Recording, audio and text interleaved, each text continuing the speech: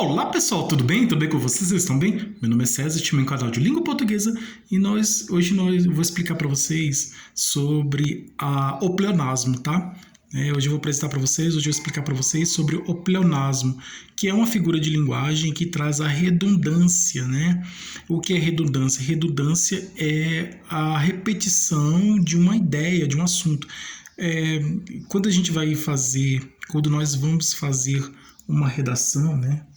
Quando a gente vai criar uma redação, nós evitamos repetições. Então, existem as repetições de sons, né? Repetições de letras, de sons de letras, no caso das aliterações e ecos, né? Que são repetições de sons. Além das repetições dos sons, existe também a repetição de palavras, tá? Palavras repetidas, né? No caso é o pleonasmo, né? Repetição de palavras, a mesma palavra repetida várias vezes, né? Repetição de palavras e repetição de ideias, né? Que é o pleonasmo, né? Repetição de ideias, né? Então você escreveu uma ideia, então você vai repetir essa ideia novamente. Você está sendo redundante porque você já falou aquela ideia, né? Você já explicou, trouxe aquela ideia e depois você trouxe novamente essa ideia no texto mais à frente. Não há necessidade, né? Porque isso é um pleonasmo, é a repetição de ideias, né? Então, existem essas repetições de sons que estão presentes nas literações, nos ecos, essas repetições de palavras, né, que devíamos assim ter outra figura de linguagem que tem essa repetição de palavra, a mesma palavra repetida várias vezes, tá? E tem a repetição de ideias, no caso do pleonasmo, a repetição de ideias, né? Ideias da palavra, né? Então, uma mesma mensagem, você repetir ela novamente, né? Você disse aquilo ali e depois, daqui a pouco você está repetindo a mesma mensagem, né? Então, é um defeito, né? Um problema, né? Que precisa ser corrigido, que gramaticalmente é incorreto, né? É errado, mas serve como uma figura de linguagem, né? Serve como recurso de expressão, né? De utilizar expressão, de trazer maior expressividade. Também está muito presente nos textos literários, na literatura. Então, é um texto que temos que evitar na redação, produção de redação, tá? Uma dica muito importante para vocês, quando vocês forem escrever redação, evite qualquer tipo de repetição. Repetição de sons, de palavras e de ideias. Repetição de sons, no caso das aliterações, os ecos, das palavras, né? Uma palavra, você escreveu aquela palavra, a palavra terra, aí depois você vai falar terra novamente. Terra, você falou terra 3 vezes. Substitui, né? Terra, você está falando do planeta Terra, né? Então, substitui a palavra terra por planeta, né? Ou por mundo. Então, você vai utilizando sinônimas, tá? Palavras sinônimas que têm o mesmo sentido, né? Igual claro, iluminado, então palavras que têm o mesmo sentido, tá?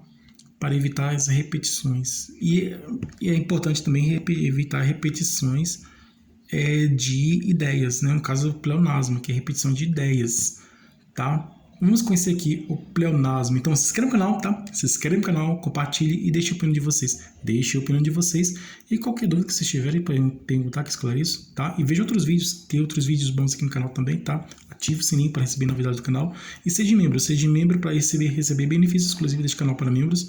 E vamos lá, vamos conhecer o pleonasmo. Você sabe o que é o pleonasmo? Você já ouviu falar de pleonasmo? Você sabe para que serve o pleonasmo? Qual é a finalidade do pleonasmo? Qual o objetivo dele, do pleonasmo?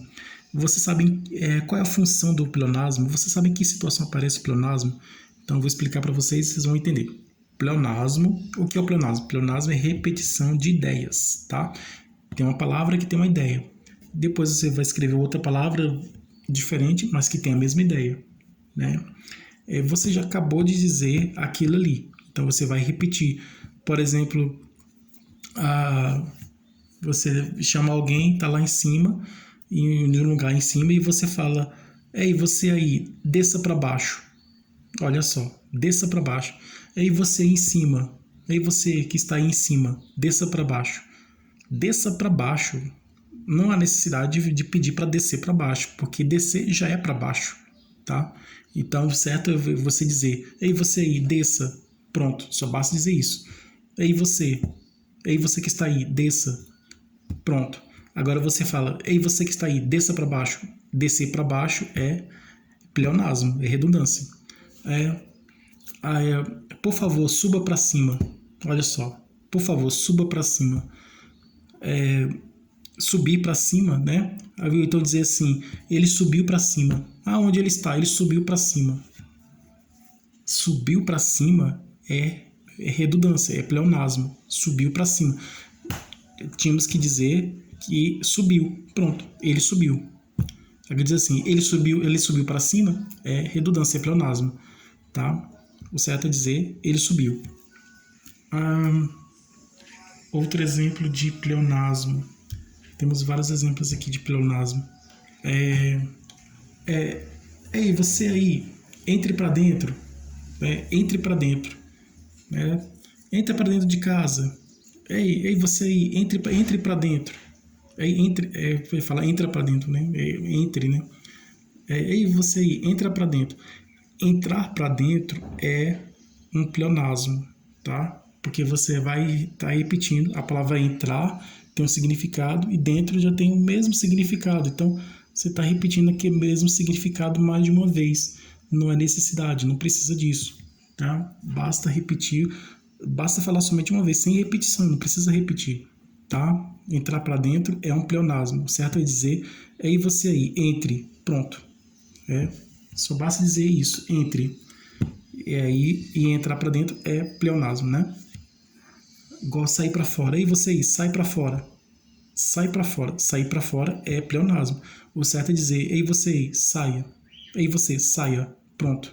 Sair para fora já é um pleonasmo. Então, vocês estão entendendo? É palavras repetidas, tá? Palavras diferentes, né? No texto, na mensagem, tem palavras diferentes, mas elas têm um significado, mesma ideia, né? Palavras que têm a mesma ideia, mesmo significado. E elas estão juntas uma da outra, tá reforçando aquela ideia, né? É muito utilizar para reforçar aquela ideia, uma ideia, né?